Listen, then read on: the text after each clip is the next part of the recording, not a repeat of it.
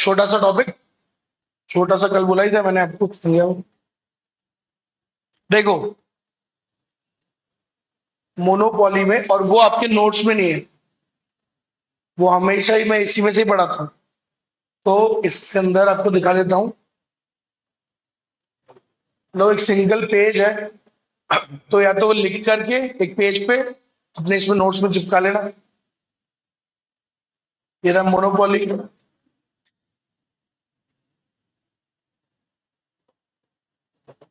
देखो, कल पढ़ा था ना हमने मोनोपोली के sources, sources of monopoly, monopoly कैसे कैसे बन जाती है।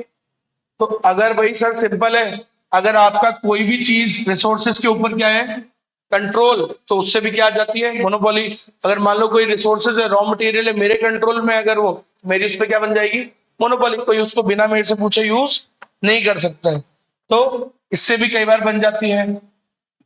ठीक है।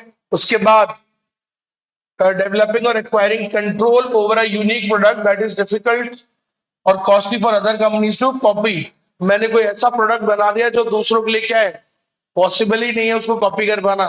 तो फिर तो उसके ऊपर मेरा क्या हो जाएगा, एक तरीके से मोनोपोली हो जाएगी। कई बार होता है कुछ टेक्नोलॉजी ऐसी क्रिएट कर दी जाती है कि बोले यार ये तो किसी बस की है ही नहीं, इतना कॉस्टली हो जाता है कि और कोई उसे कर ही नहीं सकता, तो उससे भी क्या बन जाती है, मोनोपोली। कई बार गवर्नमेंट, बीएसएनएल वाला बताया था कल, कई बार गवर्नमेंट क्या करती है, लाइसेंस ही सबको नहीं दे रही, एक को ही दिया फिर दे ही नहीं रही, बीएसएनएल के अलावा किसी को लाइसेंस ही नहीं दे रही, तो उससे भी क्या बन जाती है, मोनोपोली बन जाती है। पेटेंट्स, कॉपीराइट्स, ठीक है, कल बताया था मैंने। पेटेंट्स, अगर आपने कोई चीज बनाई है, अपने इंटेलेक्चुअल प्रॉपर्टी बनाई है, दिमाग से बनाई है, कोई हार्डवेयर, कोई सॉफ्टवेयर, कोई एप्लीकेशन, ठीक है, कोई गाना वाना लिखा है, कोई स्टोरी लिखी है, कुछ कुछ भी अपने इंटेलेक्ट को यूज करके बनाया है, तो आप उसका क्या ले सकते हो, पेटेंट और कॉपीराइट्स करा सकते हो, और उससे भी क्या बन जाएगी, तुम्हारी मोनोपोली बन जाएगी। फिर कल बताया था मैंने, कार्टेल बनाने से भी क्या बन जाती है, मोनोपोली। अगर आपका कार्टेल बना रखा है आपने, कार्टेल कहां बनते हैं, ओलिगोपोली मार्केट में। कार्टेल मतलब क्या है, आपने कंबाइन कर लिया बिजनेस को, तो बिजनेस कॉम्बिनेशंस और कार्टेल्स, इससे भी क्या बन जाती है सर, मोनोपोली बन जाती है। ठीक है। एक्सट्रीमली लार्ज स्टार्टअप कॉस्ट, भाई कोई बिजनेस है उसके अंदर इतना एक्सट्रीमली, इतना लार्ज पैसा लगता है कि हर कोई लगा ही नहीं सकता, तो फिर आपकी क्या बन जाएगी उसमें, मोनोपोली हो जाती है। अगर आपकी उसमें है तो फिर मान लो कोई बिजनेस है, तुमने तो चालू कर लिया, लेकिन उसका इतना ज्यादा उसमें स्टार्टअप कॉस्ट लगता है कि कोई और कर ही नहीं सकता उसको। ठीक है। Natural monopoly arises when there are very few large companies of large economies of scale. Railway का एग्जांपल दिया था मैंने, रेलवे का क्या हो गया, नेचुरल मोनोपोली है, अपने आप ही क्या बन गई, मोनोपोली, क्योंकि किसी की औकात ही नहीं बनाने की, ट्रेन की पटरियां खरीद कोई लगा ही नहीं सकता इतनी। तो नेचुरल मोनोपोली अराइज हो जाती है जब आप कई बार इतने लेवल पे, इतनी लार्ज इकोनॉमीज ऑफ स्केल कर रहे हो, इतना ज्यादा प्रोडक्शन कर रहे हो, और इतनी तुम्हारी कॉस्ट आएगी कम, तो फिर कोई और आ ही नहीं सकता, भिड़ ही नहीं सकता उसके अंदर तुम्हारे से। तो इससे भी मोनोपोली बन जाती है। कई बार इनॉर्मस गुडविल, कुछ कंपनियां होती हैं जिनकी गुडविल बहुत ही हाई लेवल की है, तो सर फिर उनसे तो उनकी क्या बन जाती है, उनकी एक तरीके से मोनोपोली बन जाती है, विच रेस्ट्रिक्ट्स द न्यू फर्म्स। तो फिर नई फर्म उसमें आती नहीं उनके डर की वजह से।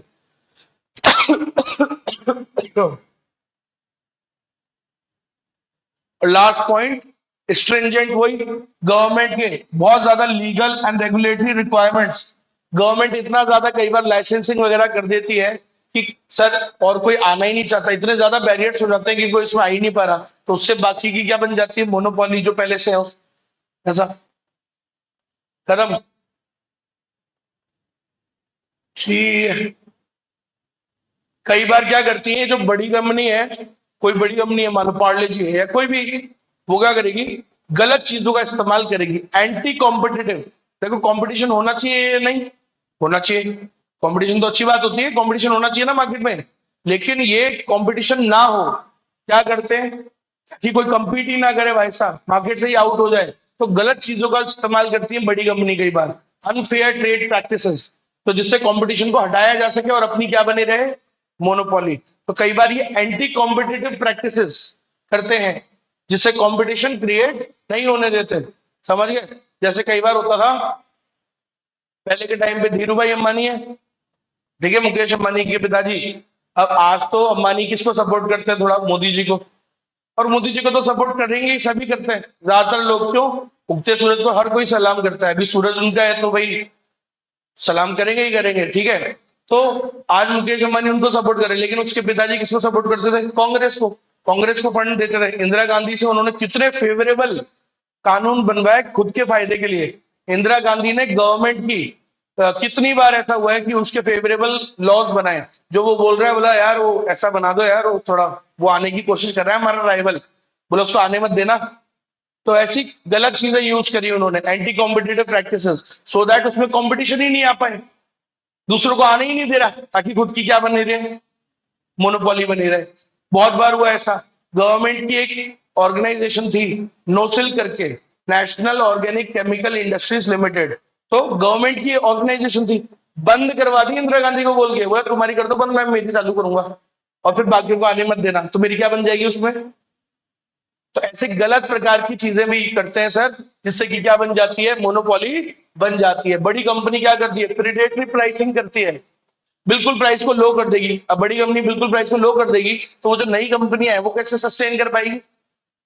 भाई बड़ी कंपनी तो घाटा झेल लेगी। तो जैसे कोई नई कंपनी आती है तो बड़ी कंपनियां क्या करती है, उसको बर्बाद करने के लिए प्रीडेटरी प्राइसिंग कर देती है, या तो हाई कर देगी बहुत ज्यादा, या बिल्कुल लो कर देगी। लो करने से क्या होगा, वो तो सर्वाइव कर जाती है, वो जो नई कंपनी है बेचारी जो कल ही खुली है वो बर्बाद हो जाती है, और उसकी क्या बनी रहती है फिर, मोनोपोली। गलत चीजों का उपयोग भी करते हैं सर लोग मोनोपोली बनाए रखने के लिए। So the firms use anti competitive practices such as predatory tactics, limiting pricing and predatory pricing, ये सब यूज करते हैं काय के लिए, to wipe out the competition, ताकि कंपटीशन वाइप आउट हो जाए और अपनी क्या बन जाए। ये गलत प्रकार की चीजें यूज करते हैं, ठीक है। चलो, सो क्या कह रहा है एक लास्ट में line, in real life pure monopolies are not common, because monopolies को क्या करती है गवर्नमेंट, रेगुलेट करती है, प्रोहिबिट करती है, कोशिश करती है गवर्नमेंट। देखो गवर्नमेंट के फेस पे तो यही है, बोले नहीं नहीं मोनोपोली नहीं होने देंगे, कंपटीशन होना चाहिए, हेल्दी कंपटीशन, लेकिन पीछे से तो फायदे के लिए करते ही है ना। देखो आज अब नहीं बोलेंगे तो गलत हो जाएगा कि भाई ठीक है मोदी जी भी या बीजेपी भी, वो मोदी जी भी तो इनडायरेक्टली थोड़ा सा इनको सपोर्ट देते ही हैं, और देना चाहिए भी।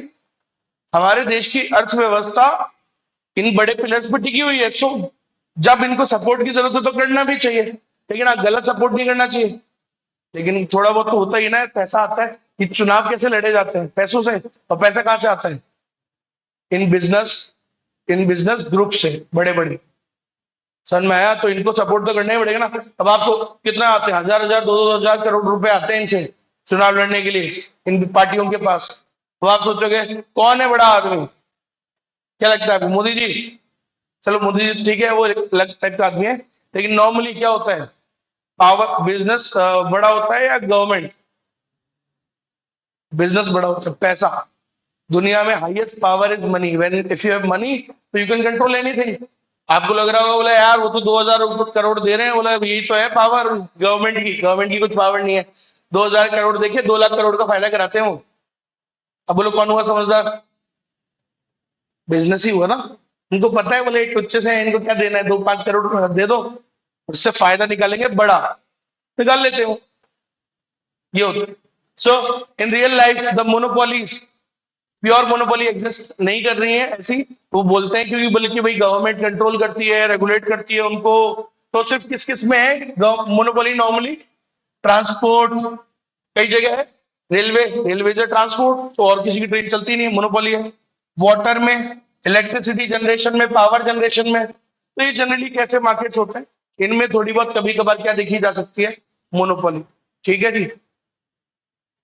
तो ये तो फर्जी टॉपिक था, टॉपिक तो अब आएगा, इधर देखो, टॉपिक टॉपिक टॉपिक। मोनोपोली में एक छोटा सा एक पेज है, सिंपल सा,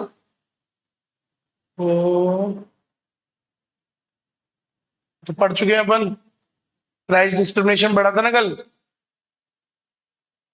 ठीक है, डायग्राम पढ़ा था, ये वाला पेज है लास्ट। तो ये नोट्स में नहीं मिलेगा, इसमें 10 पॉइंट है, 10 में से 6 काम के हैं, बाकी फर्जी है। चलो तो समझाता हूं मैं, बस इसको मैं जब अभी हाईलाइट कर दूं तो आराम से इसको स्क्रीनशॉट ले लेना, हाँ भाई ऑनलाइन वालों, जब मैं हाईलाइट कर दूं तो स्क्रीनशॉट ले लेना, ग्रुप पे डाल देना, ठीक है। और आप लोग उसको नोट डाउन करके एक पेज पे 5-6 पॉइंट्स है, उनको अपने नोट्स में अटैच कर लेना, ठीक है। नहीं तो क्या है, ये यही पड़ा रहेगा पर तुम देखोगे नहीं, तुम बोलोगे बोला अरे बुक में लिखा हुआ है, तो बुक का बुक में ही रह जाएगा, और तुम एंड टाइम पे जब एग्जाम आएंगे तो आपको याद भी नहीं रहेगा कि वो पढ़ना है आपको।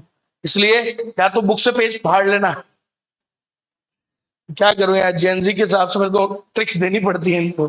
फाड़ लेना या तो पेज, या फिर लिख लेना, ठीक है, तमीज से।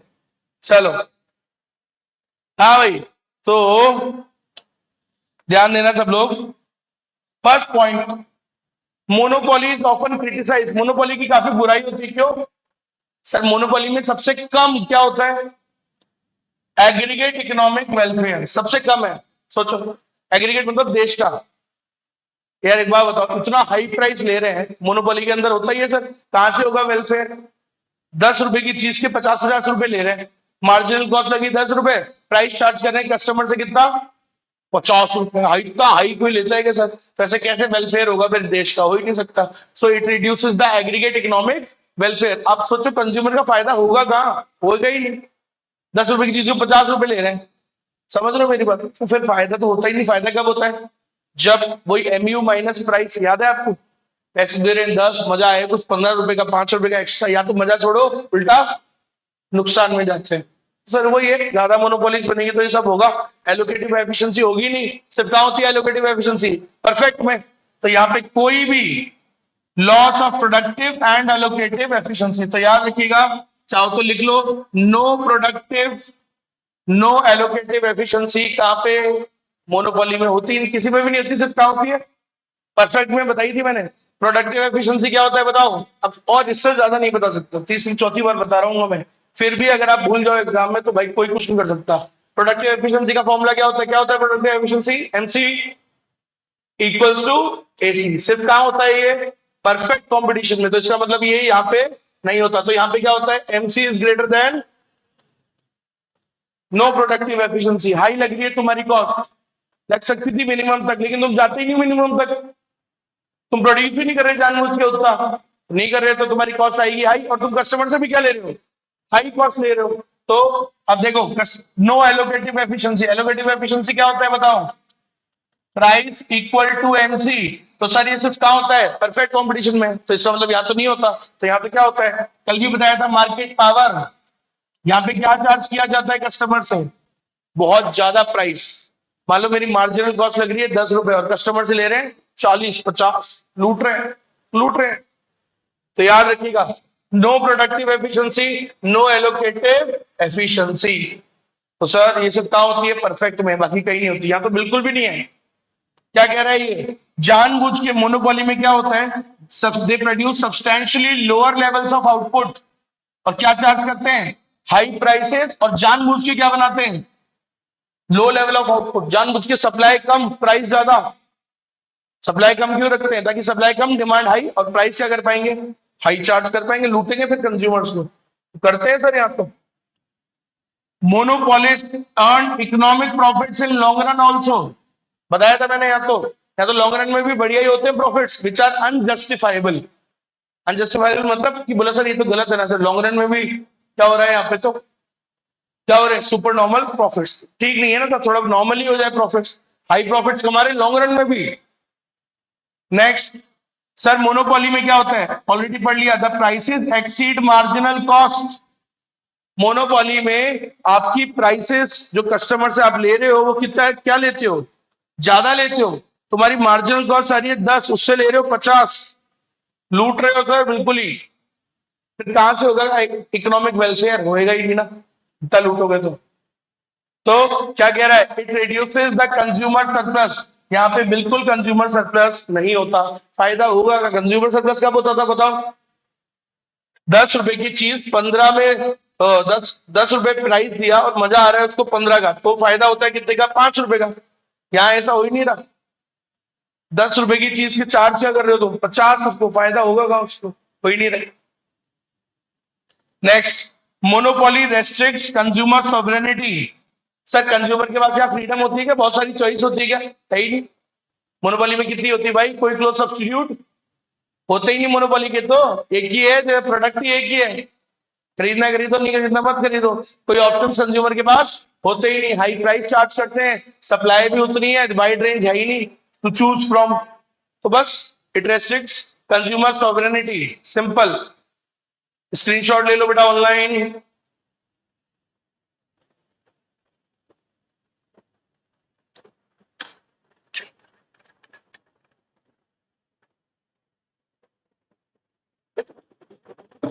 हो गया, चलो बस ये 5 मेन काम के थे। अब इक्का दुक्के इनमें से कोई ज्यादातर काम के नहीं है, फिर भी मैं पढ़ाऊंगा सारे, आपको बता दूंगा कि लिखने कौन से। मेन तो 5 तक तो है ही है। अब यहाँ पे देखो, मोनोपोली में यूज अभी बताया था मैंने, गलत तरीकों का इस्तेमाल करते हैं, गलत बैरियर्स क्रिएट करते हैं, बाकी फर्म्स आ ही नहीं पाए और तुम्हारी क्या बनी रहे, गलत करते हैं तो sorry. Monopoly use unjust means, गलत तरीके। जस्ट मतलब क्या होता है, ठीक, और अनजस्ट क्या होता है, गलत। So unfair. So monopolies may use unjust means for creating barriers to entry to sustain their monopoly power. अपनी मोनोपोली पावर बनाने के लिए, अपना मोनोपोली साम्राज्य को बनाए रखने के लिए वो क्या करते हैं, अपने गलत तरीकों का इस्तेमाल करते हैं, अपने पैसे का पावर दिखाते हैं। They spend huge amount of money to maintain their monopoly position. सरकारों को पैसा खिलाते हैं, फेवरेबल लेजिस्लेशंस बनवाते हैं, खुद के लिए कानून बनवाते हैं। गलत है ना सर। अब इससे पैसा खिलाते हैं तो इससे इनकी कॉस्ट बढ़ती है, और वो किससे लूटते हैं फिर, कस्टमर से। खुद की पावर बनाए रखने के लिए पहले पैसे खिलाते हैं, और फिर वही पैसे को किससे रिकवर करेंगे, जनता के ऊपर। सुनो फिर से वही बात वापस से, monopolist uses substantial financial resources in a powerful position to influence the political process to obtain the favorable legislation। अपना फेवरेबल कानून बनवाते हैं। धीरू भाई अंबानी बनवाता था ना, वो इंदिरा गांधी से पैसे देता था, बनवाता था। सनमारी आज भी करते ही होंगे इनडायरेक्टली, थोड़ा बहुत तो समझ रहे हो, सब होता है। देखो थोड़ा बहुत तो हो गया ना, क्योंकि उनका सपोर्ट बहुत जरूरी है। आज अगर देश में ऐसे थोड़ी बीजेपी चुनाव जीत रही है, उनको सपोर्ट की जरूरत, उनको दोनों मिला जुला खेल है। देखो वो भी, पॉलिटिक्स भी क्या होती है, बिजनेस, वो भी क्या कर रहे हैं, बिजनेस। तो ये सब बिजनेस है सर। तुम हमें सपोर्ट करो, हम तुम्हें सपोर्ट करें, हमें भी तुम्हारे सपोर्ट की जरूरत है, तुम्हें भी हमारे सपोर्ट की जरूरत है, दोनों को एक दूसरे की जरूरत होती है। आई बात समझ में। इनको उसके पैसे की जरूरत होती है, पार्टी को, पॉलिटिकल पार्टी को उनके पैसे की जरूरत होती है, और उनको इनसे सपोर्ट की जरूरत होती है जब कभी गड़बड़ आए तो। समझ गए, ऐसा होता है। So very often the monopolist do not have, ये तो फर्जी बात है, मेरे को अच्छी नहीं लगती, मतलब गलत लिखी हुई है। Very often the monopolists do not have the necessary incentives to introduce efficient innovations। अरे वाह, बेचारा बना दिया मोनोपोली को। मतलब मोनोपोली तो बेचारी होती है, उसके पास, बेचारे के पास कहाँ इंसेंटिव्स बचते हैं कि वो इनोवेट करे, है इनोवेट करे, उसके पास पैसे ही नहीं बचते उसको इनोवेशन करने के लिए। क्या फर्जी बात कर रहा है सब। तो कहाँ बेचारा प्रोडक्ट की क्वालिटी इंप्रूव करे, कहाँ प्रोडक्शन कॉस्ट को कम करे, उसके पास पैसे ही नहीं बचते। Next, monopolies are able to use their monopoly power to pay lower prices to their supplier also। Monopolies तो सप्लायर्स को भी दबाते हैं। सोचो कस्टमर को तो दबा ही रहे, भाई मैं जो मेरे कस्टमर्स है उनको तो हाई प्राइस चार्ज करूंगा ही करूंगा, प्लस जो सप्लायर है उनको भी प्रेशराइज करूंगा, क्योंकि तुम्हारे लिए कौन है बायर, मैं ही तो हूं सिर्फ। अरे मान लो इंडियन रेलवेज है, तुम सब कुछ ना कुछ काम करते हो रेलवे का, तो काम तुम्हारी सर्विसेज लेने वाला कौन है, सिर्फ मैं ही तो हूँ। मैं बोलूंगा, मैंने कहा करना है तो करो, नहीं तो भगो, कहाँ बेचोगे, अंत में आओगे ना घूम फिर के इधर ही। काम ही वही करते हो तुम रेलवे का, समझ गए। मान लो रेलवे का कॉन्ट्रैक्ट लेते हो, रेलवे का ही आप जो सैनिटरी हार्डवेयर बनाते हो, तो घूम फिर के आओगे तो मेरे पास ही ना, तो मैं तुम्हें भी प्रेशराइज करूँ, क्योंकि I am the only buyer you have. समझ में आया। तो इस सप्लायर को भी प्रेशराइज करता है, उसको बेचारे को पेमेंट नहीं देता टाइम पे, कम पैसे देता है, बिल से क्लियर नहीं करता, नहीं करेगा। और तुम क्या ही कर लोगे उसका, तो क्या बोलेगा, बोले ज्यादा लग रही तो कहीं और बेचना है ही नहीं कोई, इसको बेचोगे तुम फिर, है ना, प्रेशराइज करते हैं। लास्ट पॉइंट फर्जी, the economy is also likely to suffer from X inefficiency. देखो भाई, अगर मोनोपोली होती है ना, ज्यादा देश में मोनोपोलीज होंगी, तो आपके देश में ज्यादातर एक्स तरीके की इनएफिशिएंसीज होगी, हर तरीके की।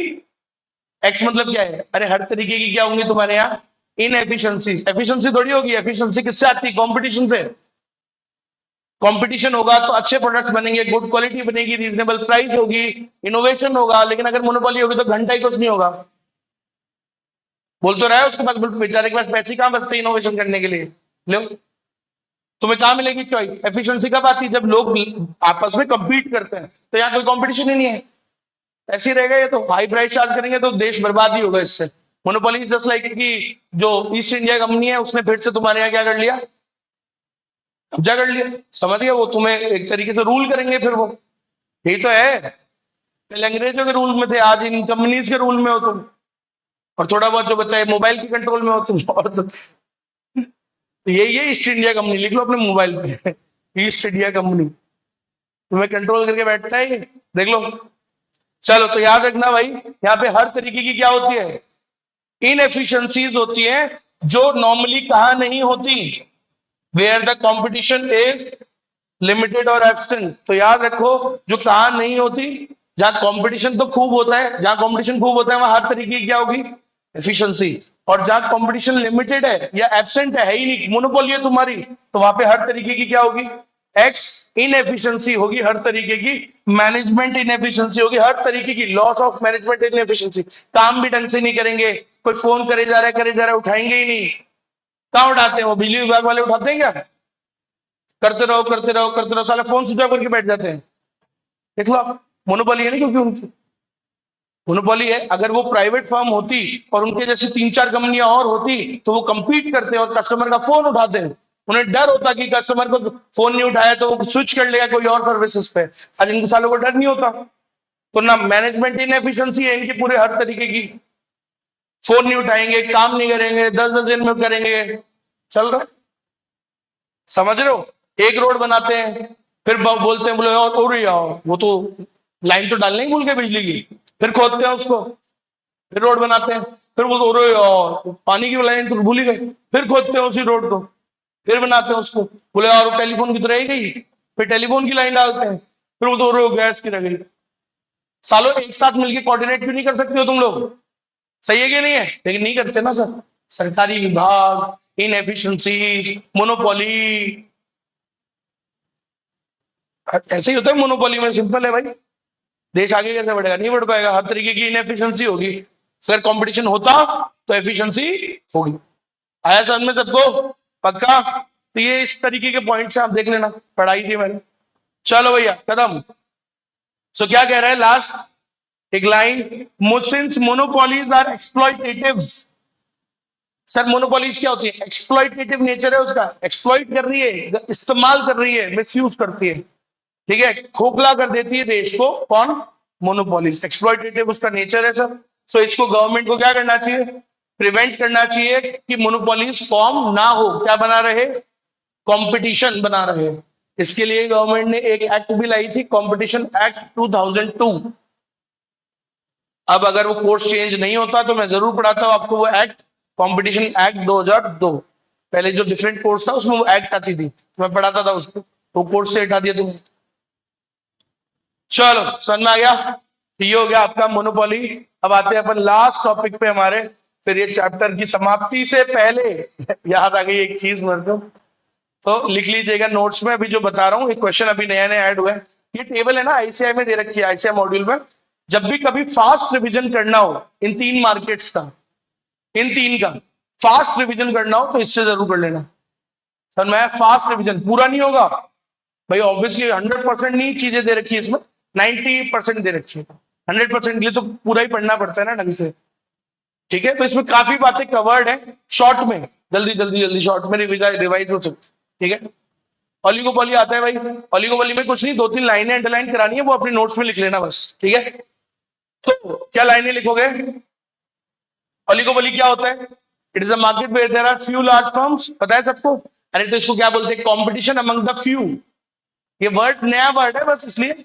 सो oligopoly is also called competition among the few। तो oligopoly is often described as competition among the few। ये बात अपने नोट्स में लिख लेना ना लाइन में। एक और लाइन, स्टिगलर भाई साहब कोई है? प्रोफेसर स्टिगलर ठीक है।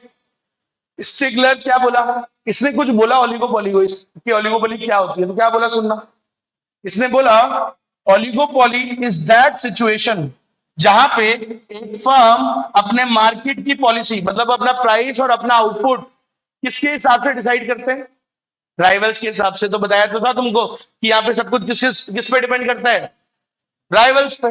सब कुछ उनके हिसाब से ही करते हैं, प्राइस और आउटपुट में डिसीजन, सिंपल है। So professor Stigler defines oligopoly is the situation in which the firm basis its market policy. अरे मार्केट पॉलिसी मतलब प्राइस एंड आउटपुट डिसीजंस।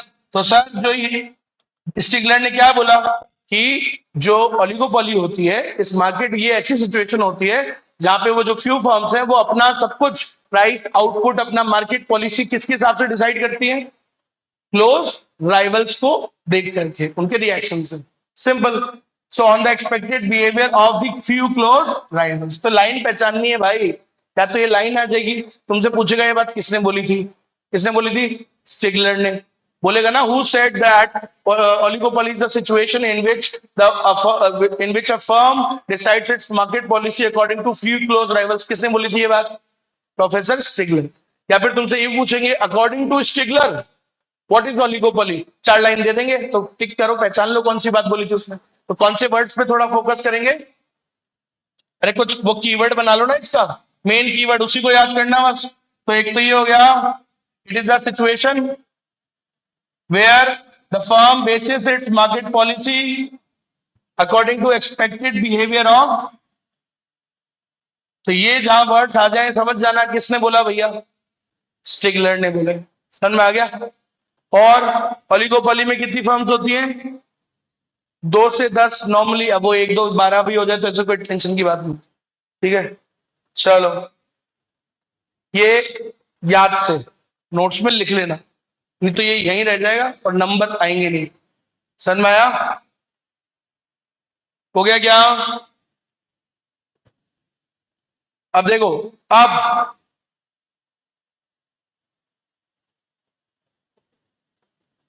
ये एक लास्ट चीज है, बस यही था लास्ट। गेम थ्योरी, अब ये नया डला है 1 2 अटेम्प्ट पहले ही नाम, गेम थ्योरी। अरे यार कुछ नहीं, ये क्या कह रहे हैं, ये बोलते हैं कि ना आजकल बिजनेस करना एक तरीके से क्या है, इट्स अ गेम, ठीक है। तो जैसे क्या बोलते हैं, जैसे गेम में होता है एक दूसरे को हराना होता है, इतना कंपटीशन होता है, तो वैसे आज की डेट में बिजनेस है। और इस वाले में ओलिगोपोली में तो और तगड़ा गेम है, क्यों, क्योंकि यहाँ पे फ्यू राइवल्स होते हैं और सब कुछ एक दूसरे से इफेक्ट पड़ता है। अगर आप कुछ करोगे तो वो कुछ करेंगे, तो इस तरीके की गेम थ्योरी है। इसमें कुछ बातें मैं क्या याद करनी है बता देता हूं आपको। मेन है गेम थ्योरी इन ओलिगोपोली किसने दी थी, थ्योरी ऑफ गेम्स किसने दी थी, नाम याद रखिएगा सब। It was developed by Von Neumann and Oscar Morgenstern। नाम याद रखना है बस।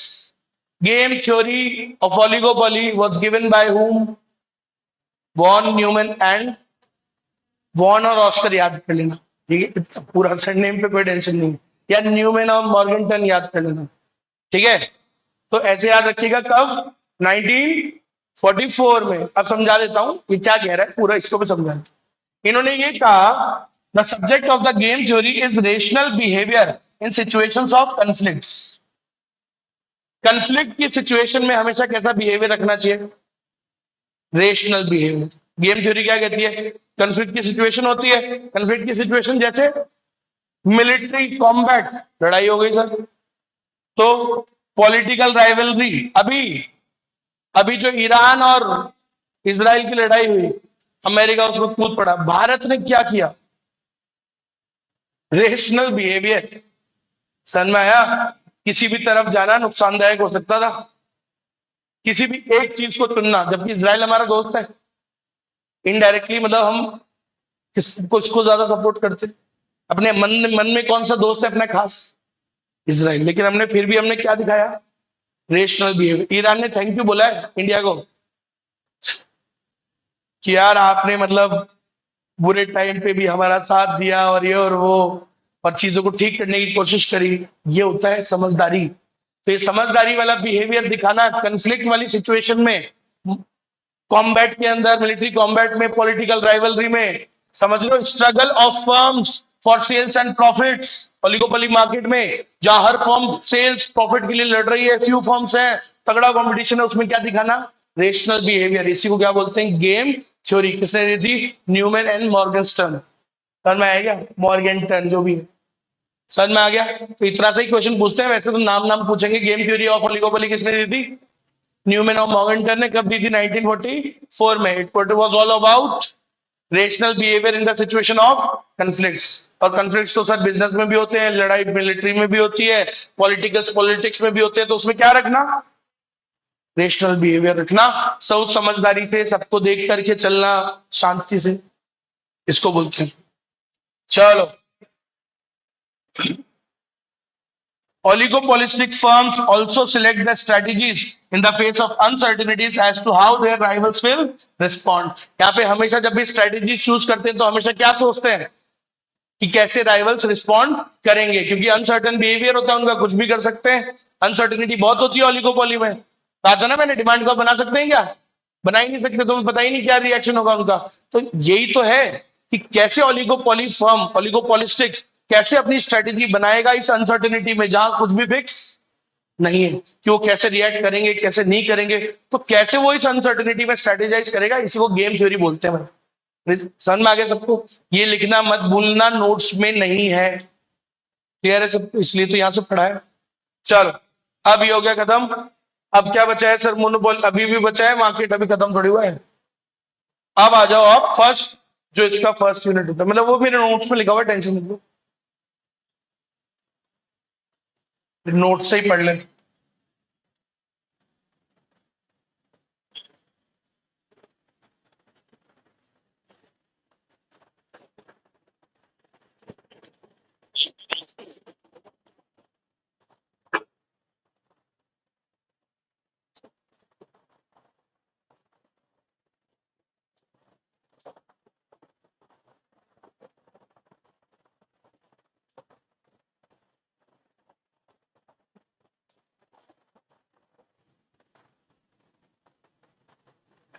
अरे किसकी आवाज आ रही है?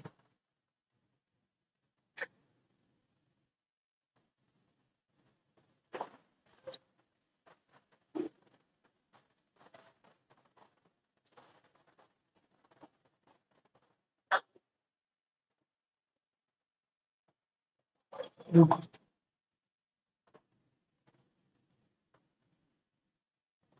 अनम्यूट करके बोल रही हूँ, कुछ और चला रखा है। इसी बच्ची ने चला रखा है, तो इसी ने चला रखा था राजू गुप्ता ने, पता नहीं क्या चला रखा। ऑनलाइन बंद करो यार, ये पढ़ते नहीं है घर पे।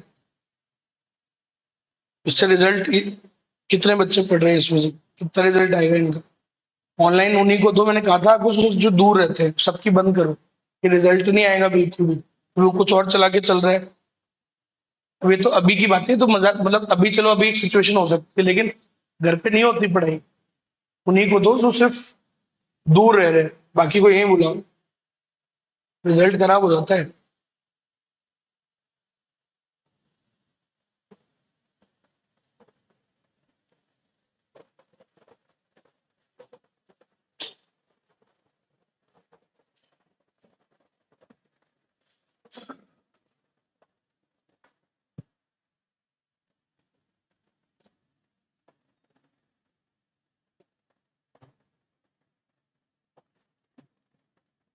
हाँ भाई, ध्यान दो सभी लोग।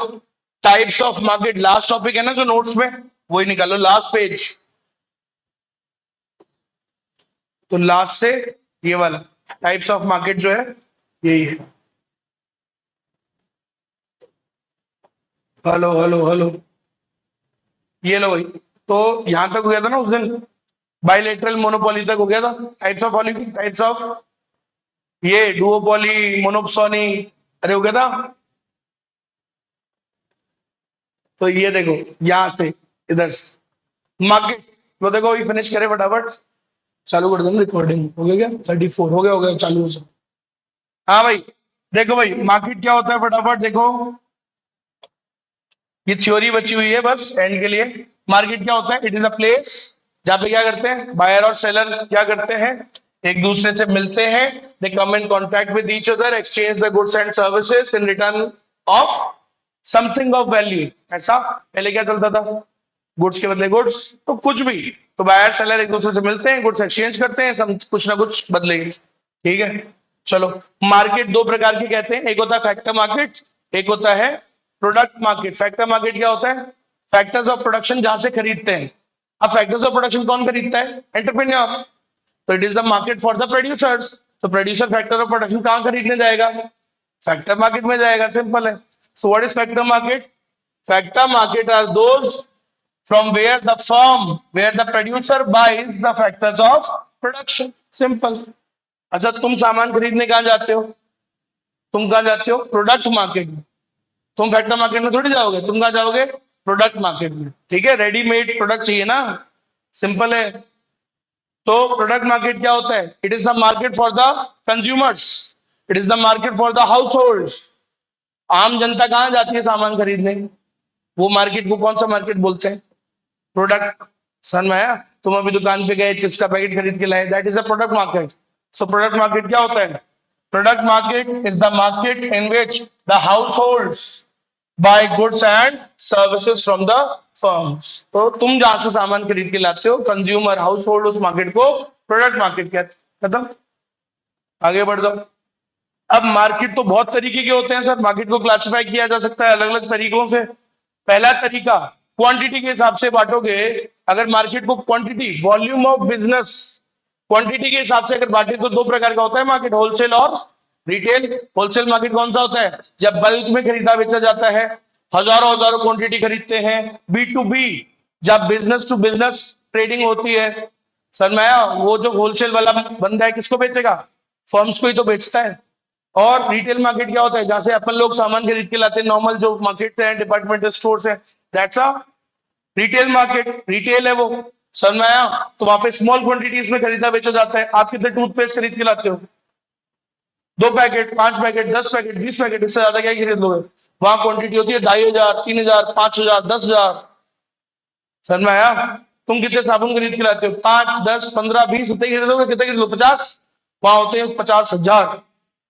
कौन सा मार्केट है वो, wholesale market. So what is wholesale market, it is the market where the goods are bought and sold in bulk quantity.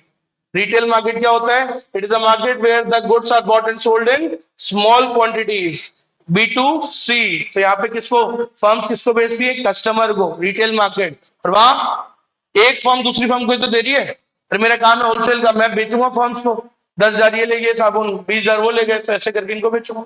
समझ में आया, चलो, तो मार्केट को क्वांटिटी के हिसाब से बांटा अभी हमने। और अब सर रेगुलेशन के हिसाब से, नियम कायदे रेगुलेशन, तो सर दो प्रकार के होते हैं मार्केट, एक जहां रेगुलेशंस है और एक जहां नहीं है, जो फ्री है एकदम। तो दो टाइप के मार्केट होते हैं, रेगुलेटेड मार्केट और एक फ्री मार्केट। शेयर बाजार क्या है, रेगुलेटेड मार्केट है, सेबी कंट्रोल करता है नहीं करता, स्टॉक एक्सचेंज से चलता है नहीं चलता, रेगुलेशंस है। समझ में आया, लेकिन सब्जियों का मार्केट क्या है, फ्री मार्केट है, फुल फ्री चल रहा है ताबड़तोड़। आगे बात समझ। सो दो प्रकार के मार्केट होते हैं, एक जहां कंट्रोल है, एक जहां कंट्रोल नहीं है। सो दो प्रकार के होते हैं मार्केट, एक रेगुलेटेड और एक unregulated. Unregulated is also called free market, भी इसको हम बोलते हैं। समझ में आया, सो रेगुलेटेड क्या होते हैं, जहां पे it is that market in which the transactions are statutorily regulated to put an end on unfair practices. तो सर ऐसे मार्केट जहां पे गलत चीजों से बचाने के लिए क्या किया जाता है, स्टैट्यूटरी रेगुलेशंस लगाई जाती हैं सरकार के द्वारा, तो गवर्नमेंट कंट्रोल करती है ताकि कोई गलत प्रैक्टिसेस ना हो। तो ऐसे मार्केट को जहां लगाम लगा के रखा है, कंट्रोल करके रखा है, उसको क्या बोलते हैं, रेगुलेटेड मार्केट। और जहां बिल्कुल फ्री छोड़ा हुआ है, कुत्ते पे से वो बिल्कुल बेल्ट हटा दी तुमने, बेल्ट हटा दी, तो फिर तो क्या करेगा, कुछ भी कर सकता है, फ्री है। In this market there are no regulations on the transactions, यहाँ पे ट्रांजैक्शंस के ऊपर कोई रेगुलेशंस नहीं है। आज आपको भी पता है शेयर बाजार खुलता है तो इसी टाइम पे खुलेगा, बंद होगा तो उसी टाइम पे बंद होगा। समझ में आया, और उसके अंदर भी नजर रखते हैं, ऐसे नहीं है, पूरा सेबी का पूरा कंट्रोल है। अरे आई कि नहीं आई बात समझ, सर यही है ना, वो रेगुलेटेड मार्केट है। Next, on the basis of geographical area, area के हिसाब से अगर अपन मार्केट को बांटे तो अपने घर के आसपास के एरिया को क्या बोलते हैं, उस मार्केट को लोकल मार्केट क्या बोलते हैं। मान लो तुम अपने दोस्त को बोल रहे हो, बोले और तू मेरे लिए वहां से वहां घूमने जा रहा है, तो मेरे लिए वहां से ये फलानी चीज ले आना। तुम्हारा दोस्त बोलता है अरे अपने लोकल मार्केट से खरीद ले यार, आसपास ही मिल जाएगा। तो समझे लोकल मार्केट क्या होता है? आपके आसपास का market is called local area. So local area से जनरली हम क्या क्या चीजें खरीदते हैं? पेरिशेबल गुड्स, दूध, सब्जी, या तो पेरिशेबल या फिर नॉर्मली बल्कि आर्टिकल्स। अब आपका घर बन रहा है, उसके लिए ईंट सीमेंट चाहिए, पंजाब से थोड़ी लाओगे ईंट सीमेंट, नॉर्मली आसपास से ही लिया जाता है। भारी भरकम चीजें जो होती है, टीवी फ्रिज खरीदना है, भारी भरकम चीजें आसपास से ले लेते हैं हम लोग। समझ में आया सभी को? सो लोकल मार्केट क्या होता है? जो आपका नियर बाय मार्केट होता है, it is called local market. Services, ये भी नियर बाय मार्केट से ही लेते हो। गैस सिलेंडर कहां से मंगवाओगे? आसपास से तो आएगा। गैस सिलेंडर हो गया, जूते हो गया, बार्बर हो गया, ये सब सर्विसेज आसपास ही होती है नॉर्मली। समझ में आई मेरी बात? So it is a market where the buyers and sellers are limited to a local area और रीजन। तो सर ये वो मार्केट होता है जहां पे जिसके बायर और सेलर कहां तक सीमित होते हैं सर? उस लोकल एरिया तक। समझ में आया? सिंपल है। अब मान लो आपने घर शिफ्ट कर लिया, कि आप यहां रहते थे, आप चले गए मानसरोवर, तो दूध लेने यहां थोड़ी आओगे, उसी के लोकल एरिया पे चल जाओगे। सिंपल है। तो नॉर्मली जो लोकल एरिया होता है वहां से क्या क्या खरीदते हैं? सर्विसेज, पेरिशेबल गुड्स, हाई बल्कि जो क्या बोलते हैं हैवी गुड। समझ में आया? Next, regional market. रीजनल क्या होता है? लोकल से थोड़ा बड़ा होता है। ठीक है, ये लोकल है, लोकल मार्केट। ये है रीजनल। रीजनल में क्या आ जाता है? आपका शहर, आपकी सिटी, उसके आसपास की सिटीज भी आ जाती है। सिटी आसपास के शहर हो गए, ठीक है, आसपास की स्टेट्स भी हो सकती है। अब कह सकते हैं Jaipur is a regional market for, Dausa के लोग इधर शॉपिंग करने आते हैं, आगरा के भी आ जाते हैं कई बार, पास ऐसे कोई बहुत दूर नहीं है, 4 घंटे का रास्ता है। कोटा के भी लोग आ जाते हैं कई बार। समझ रहे हो? कोटा, अजमेर, वहां के लोग भी शॉपिंग करने आ ही जाते हैं यहाँ पे। तो sir Jaipur is a regional market. It includes the adjacent cities also, adjacent states के भी लोग आ जाते हैं। समझ में आया? जैसे ही दिल्ली का वो है सरोजनी मार्केट, सुना होगा आपने। सो भाई वहां पे सारा वो शादी वादी का सामान सट्टा मिलता है, तो it is a regional market for. अब यूपी के भी लोग वहां पे जाते हैं, दिल्ली के जाते ही हैं, हरियाणा के भी जाते हैं, पंजाब के भी जाते हैं शॉपिंग करने। लो जी, तो ये बात समझ में? ऐसा, तो it is a regional market. Got my point? So वो होता है रीजनल मार्केट, जो लोकल से होता है बड़ा। समझ में आया? अरे यार मिटा ही दिया, चलो कोई नहीं। सो it is a market which covers wide range of adjacent cities, parts of states and cluster of states. समझ में आया? तो ऐसा होता है। जोधपुर है, जोधपुर, जोधपुर के सारे आसपास के जितने भी जो शहर हैं, जितने भी जो जिले हैं, सब कहां से खरीदते हैं? जोधपुर से खरीदते हैं। अजमेर वाले भी जोधपुर चल जाते हैं कई बार, उदयपुर वाले भी कई बार जोधपुर चले जाते हैं शॉपिंग के लिए। कई बार बाड़मेर है, जैसलमेर है, they also shop in Jodhpur. Jodhpur is the regional market for that. समझ में आया? Next, national markets. National market क्या होता है? वो चीजें जो नेशनल बाउंड्रीज के अंदर खरीदी बेची जाती हैं। हमारे देश की नेशनल बाउंड्रीज में जो जो खरीदा बेचा जाता है, तो वो तो कहीं से भी खरीद सकते हो आप, उसको बोलते हैं नेशनल मार्केट। तो जो चीजें पूरे देश में कहीं भी मिल जाती है, उसे क्या बोलते हैं? नेशनल मार्केट बोलते हैं। ठीक है, आज आपकी डेट में साड़ी खरीदने जाओगे तो पूरे देश में कहीं भी मिल जाएगी। तो साड़ी का मार्केट क्या है? एक national market. It can be purchase anywhere in this country, right? समझ में आया? Next, international market. International market क्या होता है? वो मार्केट जहां पे goods are bought and sold internationally, beyond our national boundaries. हमारे देश की बाउंड्री के बाहर जो चीजें खरीदी बेची जाती हैं, उसका मार्केट क्या होता है? International market. जनरली कौन सी चीजें खरीदते बेचते हैं? Stone, jewellery, gold, silver. समझ में आया? Low in size, high in value.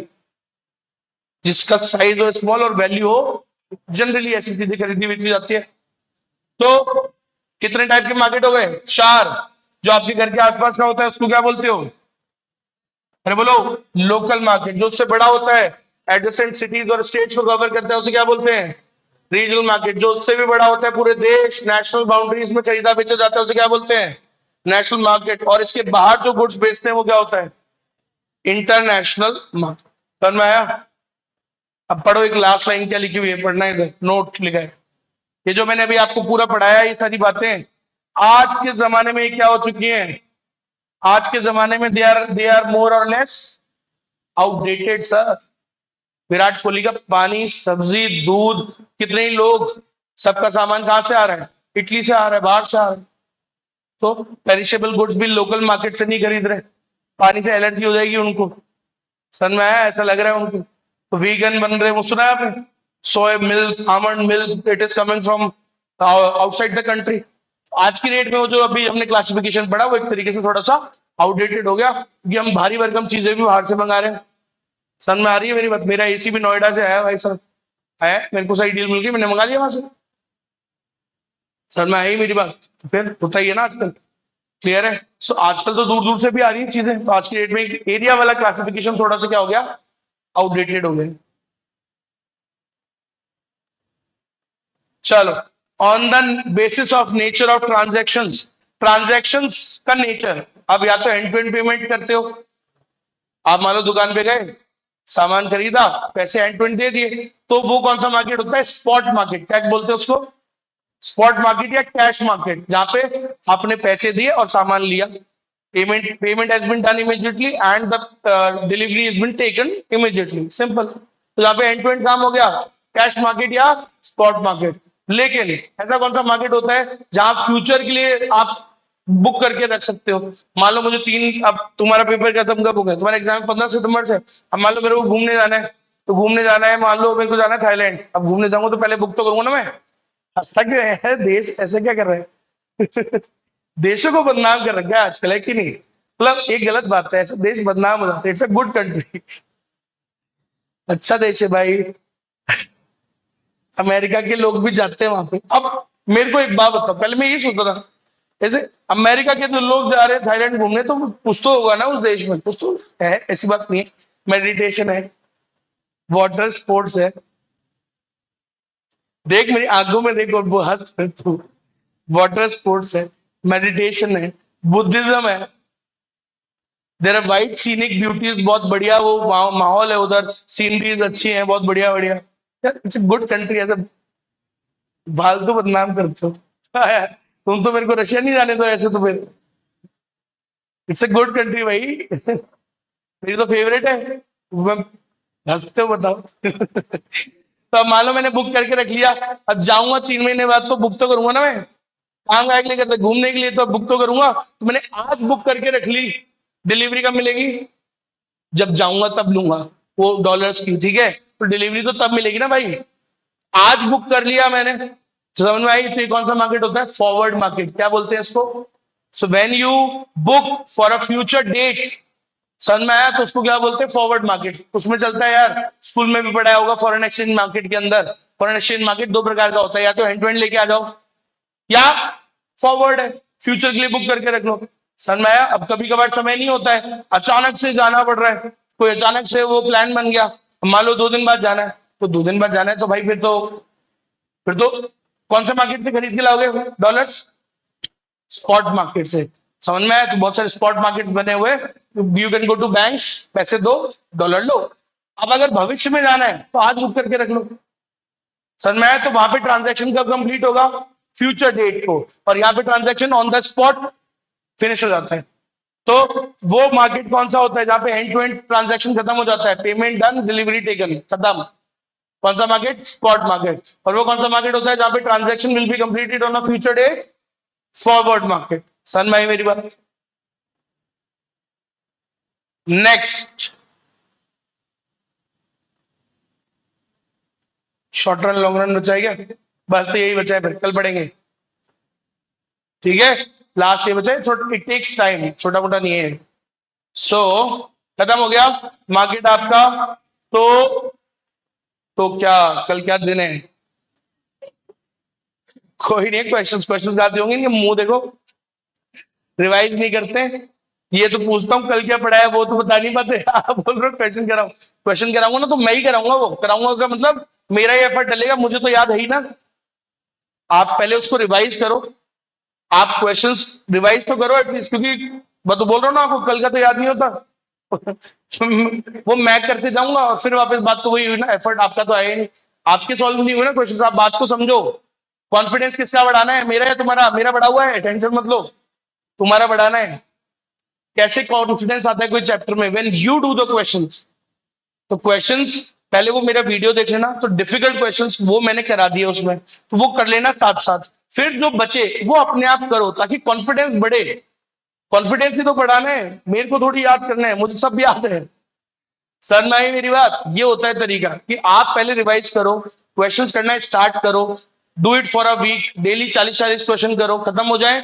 अब वो उनमें डाउट आएंगे, फिर I will take the doubt class. मैं 250 क्वेश्चन कराने बैठूंगा, it's a waste of time. तब भी आपका एनर्जी, आपका याद ही नहीं हुआ आपको, क्योंकि आपने पढ़ा ही नहीं किया। सर मैं आया, रिवाइज कर लो पूरा चैप्टर, बड़ा था चैप्टर, क्योंकि पूरा चैप्टर रिवाइज करो और क्वेश्चन स्टार्ट करो, डेली 40 क्वेश्चन करो, पहले ही बोल रहा हूँ भाई। मैं आपको एक डेट बता देता हूँ, क्या तारीख है आज? 27। आज से 13 दिन ले लो, 13 से 15 दिन ले लो। इस 15 दिन के बाद में माइक्रो का कोई डाउट नहीं बताऊंगा, अगर 15 दिन में पूछना है पूछ लेना। समझ में आया? क्योंकि आप क्या करोगे, इसको टालते हुए रखोगे, फिर मैं मैक्रो का प्रेशर कब डालूंगा भाई? तो इस 15 दिन भी बहुत ज्यादा बोल रहा हूँ, 15 भी कम है, ज्यादा ही है, कम करो इसको। जल्दी क्वेश्चंस खत्म करो फटाफट, माइक्रो खत्म करोगे तो मैक्रो पे आओगे आप, ध्यान रखना, क्योंकि मैं तो कल से आ जाऊंगा मैक्रो। कौन सी यूनिट 2? डायग्राम वाली कराई थी? डायग्राम नहीं बनवाया मैंने? वीडियो से दिया था क्या डायग्राम? डायग्राम नहीं बनवाए थे क्या मैंने? अरे वो increase in demand, decrease in demand.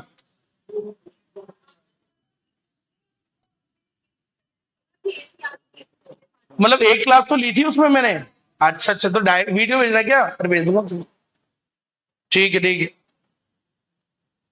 ठीक है, तो कल स्टार्ट करेंगे, वो लेके आना मैक्रो की कॉपी और मैक्रो इकोनॉमिक्स की बुक, दोनों। आईसीआई वाली बुक, आईसीआई वाली बुक चाहिए, और कॉपी, नोट्स भी बनेंगे, ठीक है? लेके आना याद से, क्योंकि ये इतना बड़ा कोर्स है मैक्रो का। अगर आप ये नोट्स नहीं बनाओगे ना इसके, तो it will look like very heavy subject, बहुत ज्यादा बड़ा सब्जेक्ट है, वास्ट। लेकिन नोट्स बनाओगे ना, तो काम की बात है, सब उसमें सब पूरा लिख देंगे उसको, तब आपको लगेगा बोला ये तो छोटा सा ही है। सर मैं नहीं तो, otherwise it will look like बहुत ज्यादा हैवी लगेगा आपको, बहुत बड़ा है फिर वो।